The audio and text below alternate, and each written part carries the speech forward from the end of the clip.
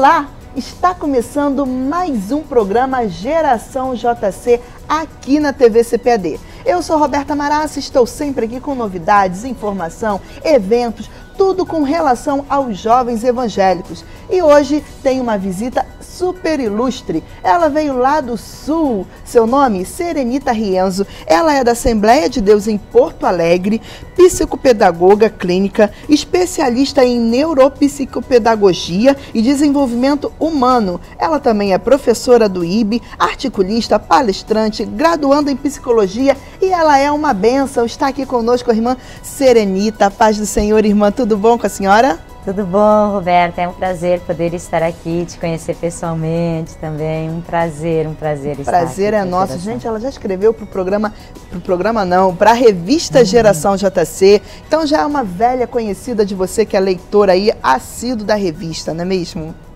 Irmã, já quero começar com um assunto que não é muito legal, né? Que seria sobre depressão entre os jovens e adolescentes. A gente tem visto que isso aí tem aumentado o número, né, de depressão entre os jovens, né? Então, assim, nós temos sofrido uma onda de ataques emocionais contra adolescentes, contra os jovens. Muitos têm tirado a própria vida por conta da depressão. Como que podemos ajudar aqueles que estão dando sinais desse quadro? Na verdade, assim, a gente vive hoje uma atualidade, né? Que até tem um psicanalista, o Birman, que ele fala na questão de que hoje tem algumas questões, umas coisas que estão em evidência, né? O corpo está em evidência, a fala está em evidência, né? A ação está em evidência. E a gente está tendo uma falta de linguagem, de pensamento, de refletir. E hoje a gente vive numa correria muito louca, né? Então, os adolescentes também ficam perdidos no meio disso tudo, né? E aí se cria, às vezes, traumas, não vou dizer traumas, mas conflitos, porque a gente sabe, a adolescência é uma fase bem complicada. Eu não gosto nem de usar o termo aborrecente, que às vezes os pais me dizem, né? Mas porque é uma fase assim que eu amo a fase da adolescência, inclusive é uma das áreas que eu gosto muito de atender, é a questão da adolescência, mas a gente tem conflitos de adolescentes que são normais desse desenvolvimento. Tem até um autor que ele diz assim, a patologia normal da adolescência, porque na adolescência eles passam por lutos de perda do corpo infantil, dos pais infantis, da identidade infantil. Eu digo assim que quando eu palestro para pais, às vezes até no próprio consultório, no sentido de atender dificuldades de aprendizagem, eu digo para eles assim que os adolescentes mais ou menos pegam os pais, toda a lei, Deus, tudo e colocam no banco dos réus. Ou quando não colocam tudo dentro de um saco e querem jogar lá no Guaíba, lá de Porto Alegre, né? Porque é uma fase realmente que eles começam a ressignificar fases anteriores. E o porquê que eles trazem, nessa fase, é a fase, digamos assim, que digamos o pico de qualquer patologia pode ser aparecida a partir daí. Porque é exatamente isso, é o momento que eles começam a ressignificar isso, o ego fica muito fragilizado, né, como se fosse uma esponja, e aí eles absorvem tudo. Então, o cuidado dos pais e das pessoas que estão em torno deles é exatamente ver que a gente fala de 4 comunidades em que o adolescente precisa circular, que é a sociedade, que é o grupo, e que é o isolamento e que é a família. Então, às vezes, onde a gente tem que cuidar para não se instalar patologia? Quando ele fica só isolado, não quer sair mais com ninguém, não quer conversar com ninguém, né? Ou vai para um grupo de risco, né? Onde vai correr riscos mesmos, né? Então, o olhar da família, o olhar do pai, o olhar dos educadores é isso. Esse adolescente está muito quieto, está predominando uma questão de isolamento dele, tem que tomar esse cuidado com ele. Lembrando até que depressão não é frescura, né? Depressão é uma doença muito séria. É uma doença que a gente, principalmente no meio evangélico, graças a Deus que está caindo isso, né? Que está mudando, que às vezes eu brinco assim, que quando Jesus voltava ele tem um monte de cabecinha subindo, porque parece que só a cabeça que não adoece, toma-se um monte de remédio para o corpo, né? E também não estou falando aqui, banalizando a questão da medicação, mas a gente vivia uma cultura. Minha adolescência foi diferente, né? Eu tenho 53 anos, eu fui para Jesus com 15 anos de idade, né? Eu não nasci num lar cristão. Então foi bem naquela fase de conflito mesmo que Deus me encontrou e me achou e me valorizou, né? Então, a depressão é um excesso de passado na definição dela, né? Então, a gente tem que cuidar com isso. Aquela pessoa realmente que não está tendo muito hipersonia ou insônia, né, não tem mais prazer em nada, não quer estudar, não quer se arrumar, não quer, a gente tem que ter um olhar muito nisso, né? Que o adolescente é diferente e a criança é diferente do adulto. Eles vão mostrar com irritabilidade, né, com agressividade. Então, tem que ter esse olhar. E na igreja hoje a gente precisa ter esse olhar também diferenciado de ver o que está acontecendo com ele. Por que essa criança de repente, ou esse adolescente, ou esse jovem, tinha uma vida bem assim e de repente ele mudou. A variação de humor é uma característica da adolescência, mas tem que ver se isso não está predominando. E ao primeiro sinal, correr para um psicólogo. É, dar uma olhada primeiro, conversar com ele, ver o que está acontecendo, o que ele está sofrendo lá na escola, se ele está sofrendo algum conflito.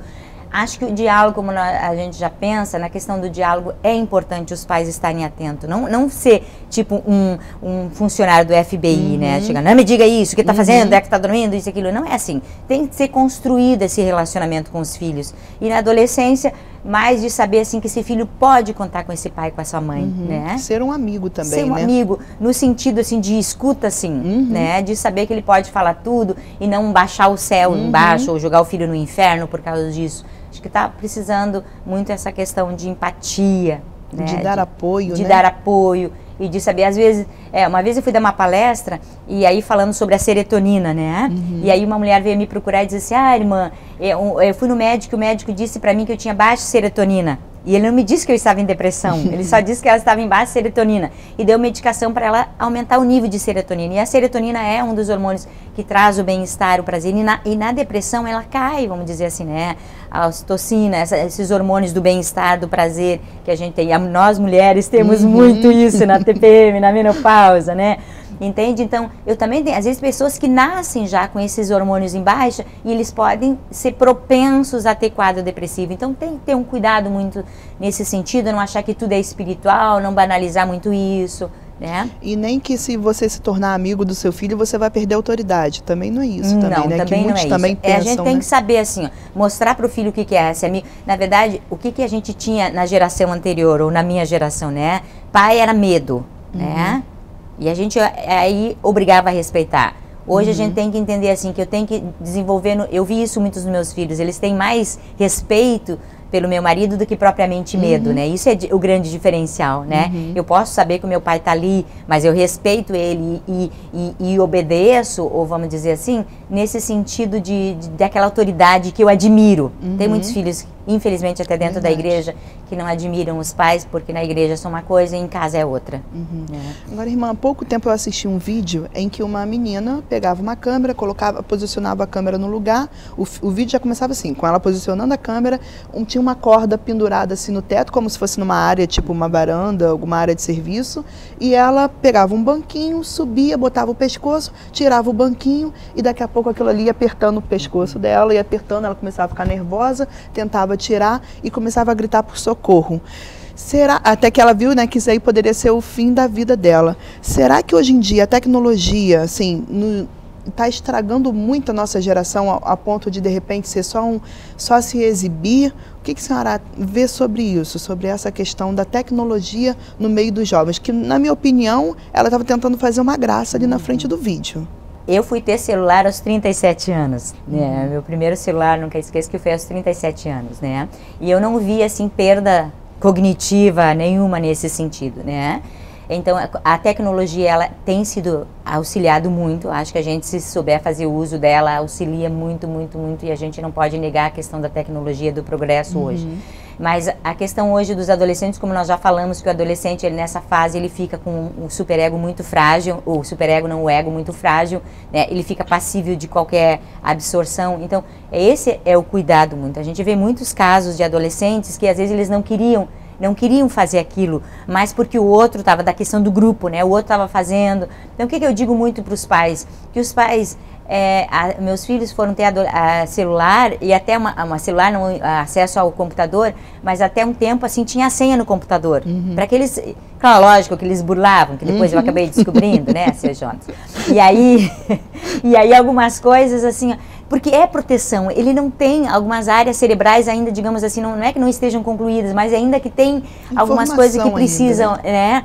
Então, essa questão da tecnologia tem prejudicado de alguma forma aqueles adolescentes em que os pais não têm o tempo necessário para estar perto, que tem um diálogo mais aberto deles, de ver assim, ó, meu filho, isso é prejudicial, isso não é. Ok. Eu vou querer saber também quais os benefícios e os malefícios do excesso de tecnologia, mas daqui a pouquinho no próximo bloco. Você não sai daí não. Enquanto eu te adorar. Rafael Dias, a nova voz de adoração. Garanta já o seu CD Além do que Imaginei, de Rafael Dias, disponível no 0800 021 7373, no cpad.com.br ou no iTunes. CPAD Music, o som da palavra.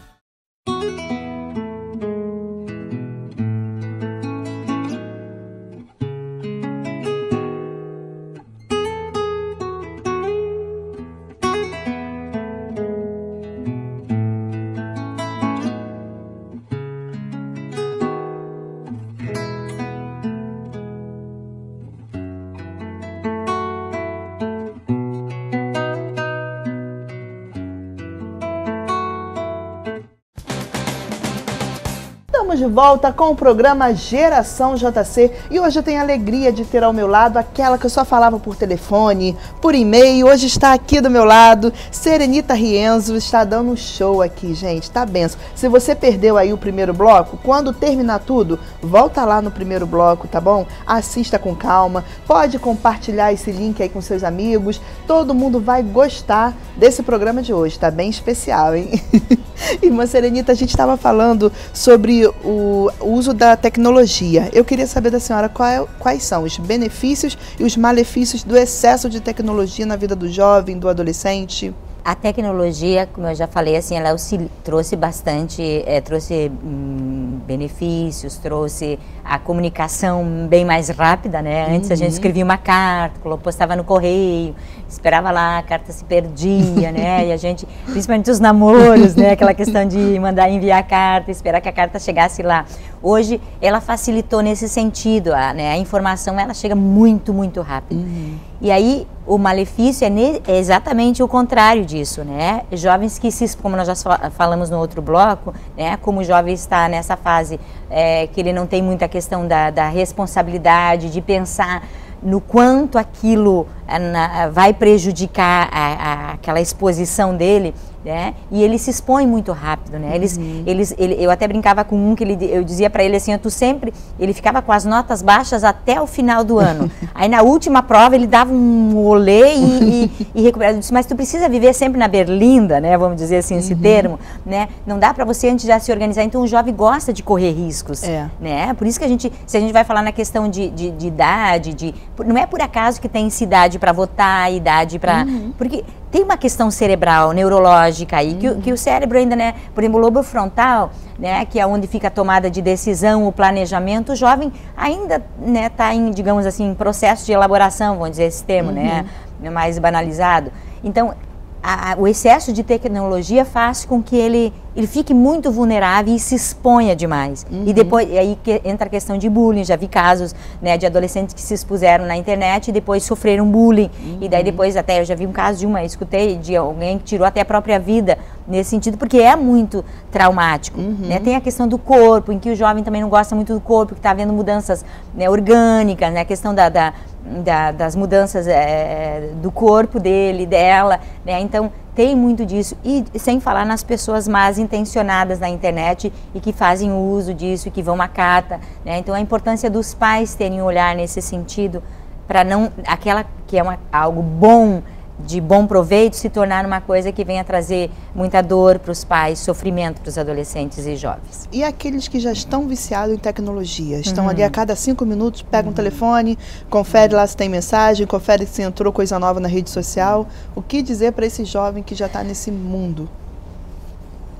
Eu sempre costumo dizer nas minhas palestras, né, que eu particularmente não sou muito a favor de pais darem celular para criança, né, para pré-adolescentes ou até adolescentes, né, Porque a adolescência, né, na teoria, ela vai, nas literaturas, ela vai até os 25 anos. E tem uns que nunca saem da adolescência, né? Estão 60, 70, envelhecem, estão com 90 anos, vão para o céu ainda adolescentes, né? Que eles não conseguem sair dali. Porque exatamente a adolescência é essa mudança mudança não, vários conflitos, né? Então, acredito que os pais já desde pequeno tem que ter essa questão do limite, da autoridade, ou de dizer, vou te dar um celular, mas eu quero estar a par do que está acontecendo contigo, ver com quem tu está se relacionando. E tem muita coisa que hoje, particularmente, ninguém gosta de ouvir, nem os pais, nem os adolescentes. Os adolescentes têm que ter alguma coisa para fazer, né? Eles têm que ter alguma responsabilidade. Hoje está se criando muito a questão assim, não, a criança não se pode... Porque todo o extremo, Roberta, ele é perigoso, né? Antigamente a gente trabalhava desde que nascia. Eu me criei no interior, então a gente já nascia tirando leite de vaca, né? Ou mamando lá na vaca mesmo. Nem precisava preparar mamadeira, né? Era um exagero, né? Hoje a gente tem uma geração que não faz nada, né? Uma geração que fica em casa, né? Que fica às vezes tipo a geração morcego, passa a noite inteira no celular, na internet, e os pais vão dormir tranquilos, e aquele adolescente pode estar lá planejando tirar a vida dele, né? Então não é aquela arbitrariedade, ele está viciado, então aí tem que ter toda uma ginga, vou usar esse termo, né? Para poder conversar com esse filho, fazer com que ele tenha consciência do quanto isso está trazendo prejuízo para ele. Na questão de aprendizagem, então, a gente vê hoje uma educação bem deficitária, exatamente por isso, porque é muito chato ler um livro, né? Entre ler um livro e eu ficar no Facebook, é preferível que eu fique no Facebook às vezes. Só que a gente sabe que o mundo aí fora, ele é, como diz a Marta Medeiros, né? Uma escritora lá de Porto Alegre, de Rio Grande do Sul, que o mundo não é maternal, né? O mundo, ele é muito cruel, o mundo é competitivo. Não dá para mim viver só de redes sociais. Então, os pais têm que ter um cuidado já desde pequenininho, não, né, dar de presente um celular para o filho. Eu acho que as crianças precisam brincar mais, os adolescentes precisam curtir mais a vida, e depois casa-se muito rápido, e aí a gente vê toda essa bagunça que há depois nas famílias mais adiante. Mas depois que está com vício é bem complicado mesmo, né? Verdade. Agora, doutora, 2019 já está aí. Tem muito jovem, muito adolescente que já é o último ano do ensino médio e aí já vai começar a pensar numa carreira. Qual o conselho a senhora dá para que esses adolescentes tomem a decisão certa de qual carreira seguir? Porque esse é um momento crucial, né? Muito crucial. Eu até teve um artigo que eu escrevi para a geração JC, né, na questão assim, eu não sei se foi para a geração, agora não tô lembrando, que falava assim, como não perder os filhos com a chegada da adolescência. Eu acho que foi, não me lembro qual foi o artigo, talvez não me lembro. E aí eu fiz uma enquete com alguns pacientes meus, explicando para eles, né, assim, o que eu queria saber, o que alguns me disseram, né, que foi a grande maioria, né, assim, que os meus pais não coloquem em mim os sonhos deles, né? Então, na verdade, assim, a gente tem que tomar um cuidado para esse adolescente não sair do ensino médio e socar na faculdade, né? Ver exatamente porque eles ainda estão nesse processo, né, cerebral, no sentido da tomada de decisão, do planejamento, o que eu vou querer, né? Então, às vezes, os pais projetam nos filhos o sonho deles. Não é que esteja errado, mas é também saber se essa criança, se esse adolescente se identifica com essa carreira, né? E dar um tempo para ele, às vezes, de fazer um estágio, ver o que ele gosta, se ele se identifica com isso, né? Mas se ele já sabe exatamente o que ele quer, né, tranquilo, vai lá, né? Porque às vezes a gente diz assim, ó, uma vez eu lembro que eu estava caminhando numa praça e aí encontrei uma adolescente chorando copiosamente, né? E essa questão de maternal da gente, cristã e coisas, mais de terapeuta, fui chegando perto dele, pedindo com licença para saber o que estava acontecendo. Mas ele chorava assim como se tivesse perdido alguém. E ele tinha só sido reprovado no teste de direção.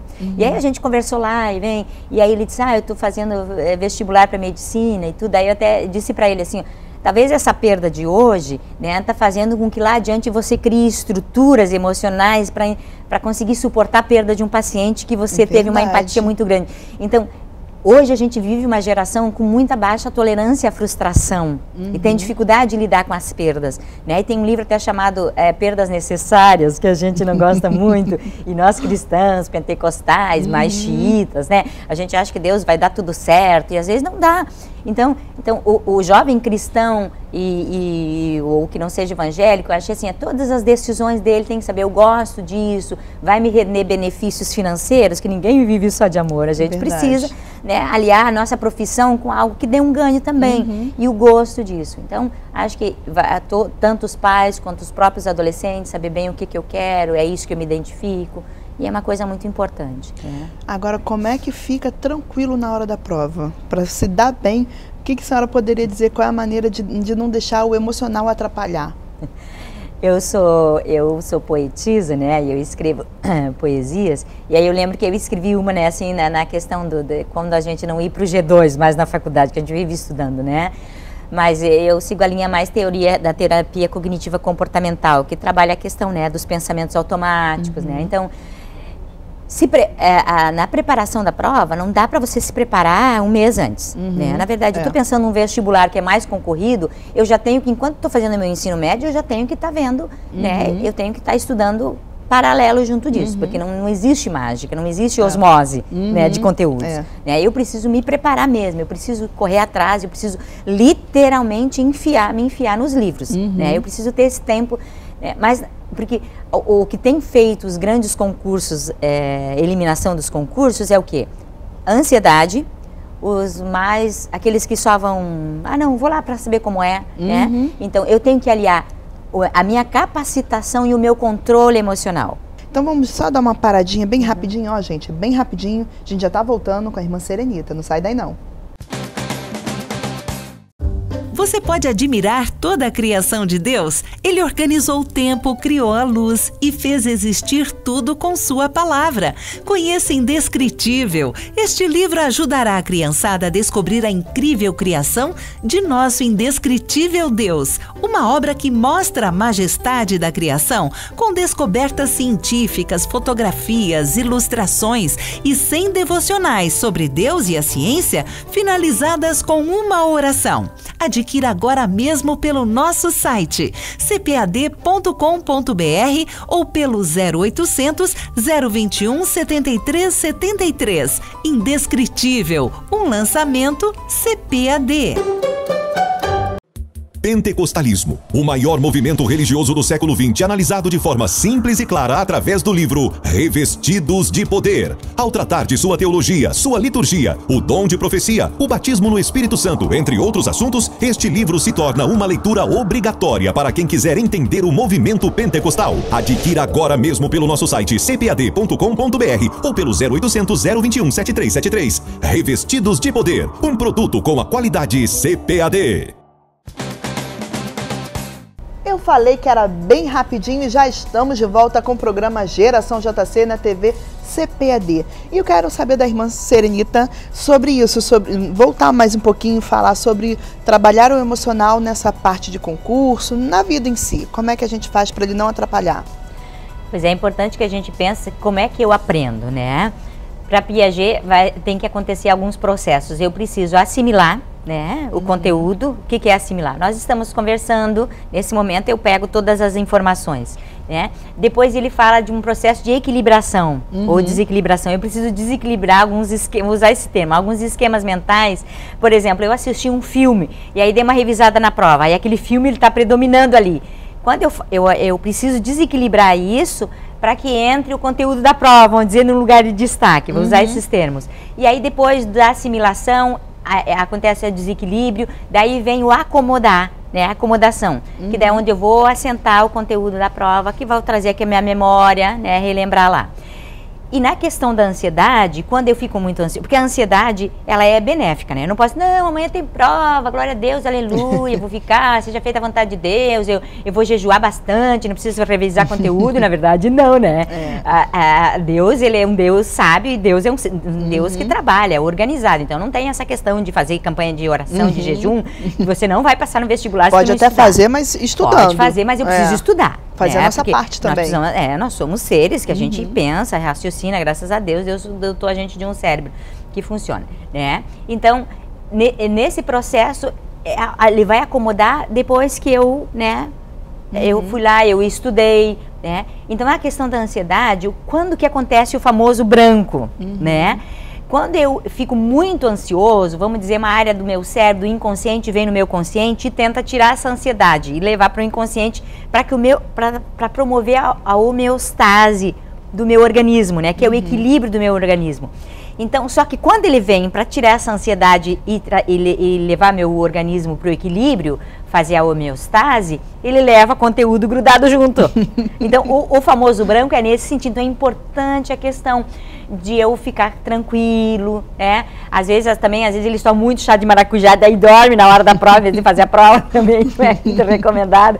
Então, é bom assim que eu aprenda, né? Na questão da teoria cognitiva comportamental, a respiração, puxar o ar pelo nariz, segurar por uns 3 segundos, soltar bem devagarinho, né? E pensar também assim, ó, não é o fim do mundo, né? Se eu não conseguir pensar, eu tô falando isso para as pessoas ansiosas, exageradas, né?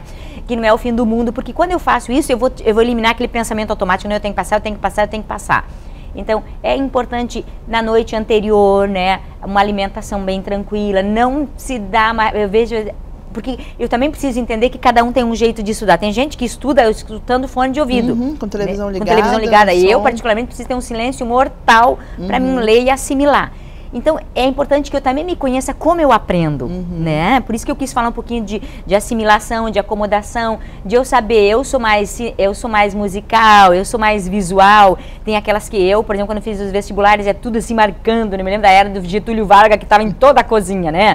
Lá, porque é a maneira que eu aprendo desse jeito, marcando, eu aprendo riscando o livro. Tem outros que só dá uma lida e vai tranquilo, né? Mas é importante, dependendo do vestibular que tu vai fazer, do curso, é muito concorrido, que a competência é bem maior, eu preciso dar um desempenho bem maior para o meu estudo e o meu controle emocional também, porque, como eu já falei, né, a emocional sempre vai pelas questões mais fáceis, depois faz as difíceis, relê bem, porque tem muita questão de dificuldade de interpretação de texto, né? Então eu preciso identificar, eu tenho dificuldade de interpretação de texto, então veja, como é que eu identifico uma câmera, como é que eu identifico isso? Então vai trabalhando essas questões, que é o que a gente faz na terapia da aprendizagem no consultório, né? Como é que você interpreta isso, de que maneira que eu interpreto isso? E a questão também da pressão dos pais, relaxar, dizer, meu filho, se não der nessa, vai na outra, salvo aquele que é acomodadão, né? Que o mundo tá vindo, ele tá nem aí. Aí a gente dá uma pressãozinha nele, né? O resto é tranquilo. Agora, doutora, já resolvemos a questão da depressão, já escolhemos a carreira, vamos falar de casamento. A senhora está casada já há 34 anos, 34 anos. Eu fiz 9 agora em setembro, mas eu já vi vários jovens que casaram quase na mesma época que eu, ou então um pouquinho mais, um pouquinho antes, e já se separaram. De repente, até por motivo bobo. Como é que a gente pode, assim, tem casamentos dos nossos pais, nossos avós, que duravam muito mais tempo do que hoje, na sua maioria, né? Como fazer para que os casamentos de hoje durem mais? Antigamente, na verdade, se ficava casado, às vezes, sofrendo num casamento, né? É importante que a gente pense nisso e não é numa questão de banalização disso. Mas antigamente a gente se sujeitava a muita coisa, né? E por uma questão assim cultural, né, divorciada, tinha uma questão, né, meio desprezada pela sociedade. Hoje a gente entrou numa banalização mesmo, né? Se casa muito rápido. Não, eles casam pensando às vezes nisso, até dentro da igreja, né? Então, casou, se não dá, como se fosse uma loteria. Casamento não é loteria. Eu vejo assim, nesses 34 anos, eu lembro na minha primeira graduação, que uma psicóloga institucional, ela disse assim, a gente nunca termina casado com a primeira pessoa, com a mesma pessoa. Aí eu fui lá toda ortodoxa, como cristã, não, mas eu quero ficar casado sem saber, né, às vezes, por que eu disse aquilo, né, que às vezes dá vontade mesmo de jogar o marido lá, que ele não nos escute, né. Tapa os ouvidos agora. Que tape os ouvidos. Mas a gente brinca nesse sentido, porque, né, e aí ela disse assim, depois eu fui conversar com ela, ela disse, não, Senita, na verdade a gente muda ao longo do casamento, a gente muda como pessoa. E eu vi mesmo hoje, né? Porque, por isso, assim, posicionamentos que a gente toma na fase da adolescência, lá com 34 anos a gente vai olhar para trás e vai dizer, puxa vida, por isso assim, o cuidado que se tem que ser de casar muito cedo, né? E não quer dizer também que uma pessoa que case mais de idade também não vai ter problema, não é isso que a gente tem que parar para pensar. Mas é exatamente por essa variação de humor da adolescência, por essas questões ainda de imaturidade, né? Então os adolescentes na igreja, por uma questão sexual, de intimidade, se casa muito rápido, né? Não, e eu vou casar e não sei o quê, por questões de sexo, isso, e às vezes se pensa que depois lá parece que é o mundo que resolve, e às vezes não é nada disso, né? Entende? Então, assim, irresponsabilidade, imaturidade, né? Casar muito apressado, sem ver primeiro, né, a questão se o rapaz trabalha, né? Se ele tem, porque não tem como tu viver de amor, só de olhar para ti, viver só de olhar para ela, ouvir, não, na verdade, passa 2 dias sem comer, tu já tá desmaiando, querendo matar o outro, né? Aí casa-se a guria não consegue se libertar dos pais, né? Então tem vários fatores hoje que tem banalizado o casamento até dentro da igreja, né? Essa questão da imaturidade, da irresponsabilidade, de achar que é tudo mais fácil e que eu vou casar e glória a Deus e aleluia, e não, eu preciso saber. Eu já vi casos assim, não no consultório, mas fora do consultório, dela dizer assim, puxa vida, ele entrou na igreja de terno, de gravata, pregava, era uma benção, menino. E aí eu casei com ele, 6 meses a gente se separou, porque daí eu disse pra ele, cara, tu precisa trabalhar. Ele disse, não trabalhei, eu prego a palavra. Daí quando a gente diz que para casar você tem que saber se ele está envolvido com o ministério, com o Ministério do Trabalho, né? É nesse sentido, porque a gente não vive só disso, salvo aqueles que já são pastores, que é muito raro, muito cedo, né? Então, a gente tem que cuidar muito isso, né? De saber, assim, espiritual, não tem coisas que eu tenho que entender, eu sou cristã, mas eu tenho que ter ação, né? Humanas, que eu preciso trabalhar, que eu preciso sustentar minha casa, que não posso viver só de glória a Deus e aleluia, né? Que isso está entranhado, a vida espiritual, a minha vida com Deus é uma coisa, né? Ela tem que ser inquestionável, mas fora isso eu tenho que ter essa responsabilidade de saber que agora eu não posso agir mais como um jovem solteiro, uma moça solteira, e se engravida então, né? O filho vem depois, é outra coisa bem mais complicada nesse sentido. Então a irresponsabilidade, imaturidade, falta de direção de Deus, de buscar a mesma direção de Deus e Deus mostrar para ele se aquela, né? É escolhida, é o escolhido, é o certo. Porque não tem profecia, né? A gente tem que deixar claro. A profecia, ela pode vir para uma confirmação, né? Eu tive uma visão do meu marido, literalmente, né? Era 1 da manhã, eu estava orando e eu vi literalmente, a visão é tão nítida até hoje, que eu me vi subindo numa escadaria, né? E cheguei lá no topo e estava lá aquele rapaz de cabelo preto, de terno marrom, e que me virou assim para mim, e eu vi ele direitinho e lembrei da visão lá na hora em que eu estava entrando na igreja, ele de terno marrom, tudo, né? E acredito que isso tem sustentado a gente nesses conflitos que é normal da família, de enfermidades, de filhos, existenciais, tudo isso que afetam as famílias, que se eu não souber gerenciar, né? A gente gerencia muita coisa, mas a nossa emoção a gente tem muita dificuldade, tanto que o Augusto Cury, né, editou aquele livro, né, Gestão da Emoção, que a gente precisa saber gerenciar nossas emoções, né? Que não dá na primeira briga eu sair correndo e terminar o relacionamento. Não quero mais nada com você, volta para sua casa, não. Como diz a minha mãe, ó, casou, não aceito devolução. Agora fica. É deixar pai e mãe mesmo. O grande problema é assim, eu digo assim, não existe puxadinho emocional no pai e a mãe, né? Às vezes, casa, mãe, o pai. Na verdade, eu tenho que viver com o salário do meu marido. Eu tenho que viver com o que o meu marido pode me dar, ou com o que a minha esposa pode me dar, né? E antigamente, mulher só ficava em casa. Hoje, o que eu digo para as meninas quando eu vou dar palestra para jovens? Estude, meninas, porque o corpo envelhece. Verdade. O cérebro ainda tem uma neuroplasticidade cerebral que é comprovada que até na velhice ele faz isso.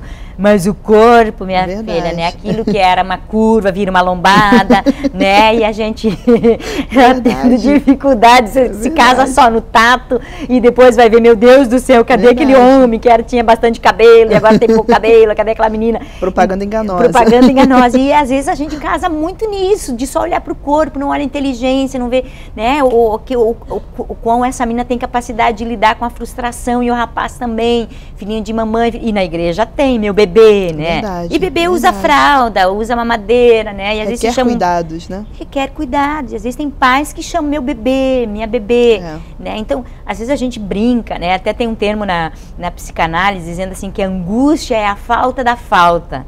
E isso me chamou muito a atenção, né? Aí eu preciso sentir falta para mim correr atrás de alguma coisa. Se eu não tiver essa falta, eu posso gerar uma angústia. Né? Então, a gente tem que aliar essas teorias com a palavra de Deus no sentido de crescimento para a igreja. Principalmente que a gente vive hoje uma modernidade, né? Uma contemporaneidade, que nem o Birman fala, e que a gente precisa entender que isso traz muita coisa boa, né, Roberta? Mas também pode ter trazido muita coisa ruim, né? Que às vezes casamentos que eu já vi gente trocar 6 por meia dúzia, né? Que é muito mais fácil fazer isso do que eu ficar ali eu renunciar. Casamento é renúncia, é perdão. Às vezes ele tá certo, mas para poder manter, né, aquele casamento, não tô falando de violência, não tô falando de homem que não quer trabalhar, homem mulherengo, eu tô falando de coisas extremas. Aí eu preciso ressignificar isso, eu preciso ver o que eu suporto ou não, né? Então acho que é os extremos sempre que é muito perigoso. O papo tá tão gostoso, gente, mas infelizmente o nosso horário já foi. Acabou o programa. Então eu quero agradecer a irmã Serenita por sua participação, por ter estado aqui com a gente. Ó, ficaram algumas perguntas sem fazer, já quero cobrar presença aqui outra vez, que temos mais dúvidas aqui para tirar, e que o Senhor continue te abençoando, que a senhora continue sendo usada por Ele, que em suas palestras, em seus artigos, as pessoas possam sentir assim a presença do Espírito Santo mesmo. Muito obrigada. Eu que agradeço. E você, muito obrigado por sua audiência, pela companhia. Pode compartilhar esse vídeo aí com quem está precisando ouvir essas palavras. E você já sabe que a gente tem um encontro marcado aqui na TV CPAD. Fique na paz e até o próximo programa.